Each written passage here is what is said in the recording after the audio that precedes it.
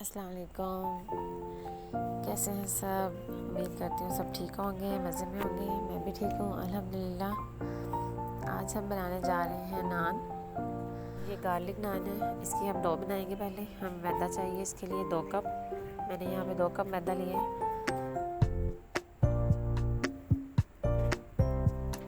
इसमें हम half tea spoon नमक डाल देंगे और हाफ़ टी स्पून हम इसमें चीनी डालेंगे और हाफ़ टी स्पून हम इसमें बेकिंग सोडा डालेंगे और 1 टीस्पून हम इसमें बेकिंग पाउडर डालेंगे और दही डालेंगे हम इसमें 3 टेबल स्पून। इसमें हम खमीर का इस्तेमाल नहीं करेंगे और हम इसको फिर अच्छे से मिक्स कर लेंगे सब चीज़ों को। थोड़ा सा गार्लिक भी डालेंगे, इसमें ऑयल भी डालेंगे 2 टेबल स्पून। अच्छे से मिक्स करेंगे और फिर इसको हम नीम गर्म पानी या नीम गर्म दूध से गूंद लेंगे। हम इसमें थोड़ा सा दूध डालेंगे, ज़्यादा नहीं डालेंगे, एक दफ़ा ही, तो ज़्यादा नरम हो जाएगा। हमें सॉफ्ट सा आटा चाहिए।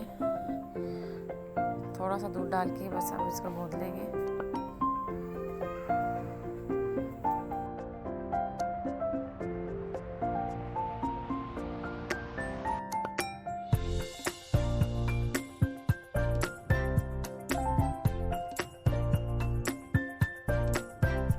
तैयार हो चुका है। बस हम इसको हल्का सा ऊपर ऑयल लगा कर बस अब हम इस पर हल्का सा ऑयल लगा कर इसको 1-2 घंटे के लिए छोड़ देंगे।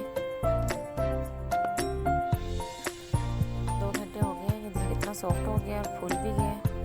अब हम इसके पेड़े बना लेंगे।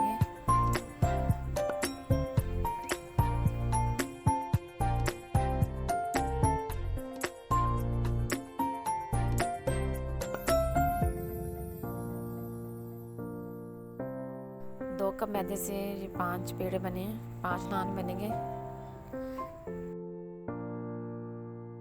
चलिए अब हम नान बनाते हैं अपना। हमने इसको ज़्यादा पतला नहीं बेलना, थोड़ा मोटा ही रखेंगे।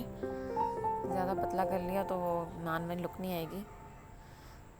बस नॉर्मल सी रोटी बनाएंगे। इसके ऊपर हम हल्का सा धनिया, गार्लिक और थोड़ी सी कलवंजी भी डाली है मैंने इसके ऊपर। अब हम इसको गरम गरम तवे पे मीडियम हीट पर पकाएंगे। हम इसको ज़्यादा हाई फ्लेम पर नहीं बनाएंगे।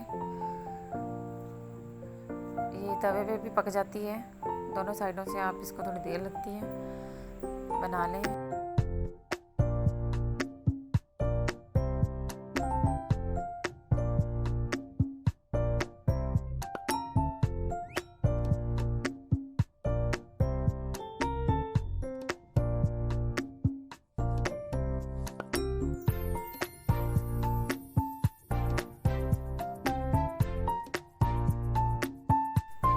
रोटी हमारी बन गई है, रोटी नान या गार्लिक नान।